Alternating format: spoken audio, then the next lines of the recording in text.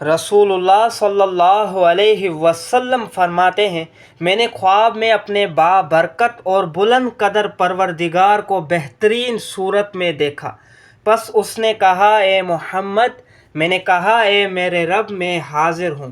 اللہ نے فرمایا، مقرب فرشتے کس بات میں بحث کر رہے ہیں؟ میں نے کہا، میں نہیں جانتا۔ اللہ نے 3 بار پوچھا، میں نے ہر بار یہی جواب دیا۔ پھر میں نے اللہ کو دیکھا کہ اس نے اپنا ہاتھ میرے کندھوں کے درمیان رکھا، یہاں تک کہ میں نے اللہ تعالیٰ کی انگلیوں کی ٹھنڈک اپنی چھاتی کے درمیان محسوس کی۔ پھر میرے لیے ہر چیز ظاہر ہو گئی اور میں نے سب کو پہچان لیا۔ پھر فرمایا، اے محمد۔ میں نے کہا، میرے رب، میں حاضر ہوں۔ اللہ نے فرمایا، مقرب فرشتے کس بات میں بحث کر رہے ہیں؟ میں نے کہا، کفارات، یعنی گناہوں کا کفارہ بننے والی نیکیوں کے بارے میں۔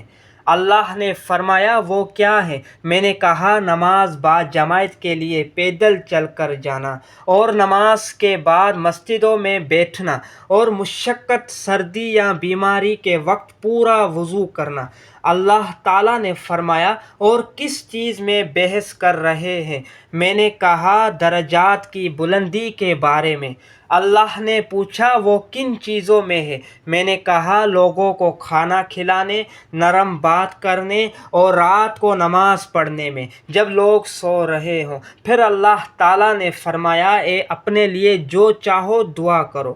رسول اللہ صلی اللہ علیہ وسلم نے فرمایا کہ پھر میں نے یہ دعا کی، اللہم انی اسألک فعل الخیرات وترک المنکرات وحب المساکین وان تغفر لی وترحمنی واذا اردت فتنة فی قوم فتوفنی غیر مفتون واسألک حبک وحب من یحبک وحب عمل یقرب الی حبک۔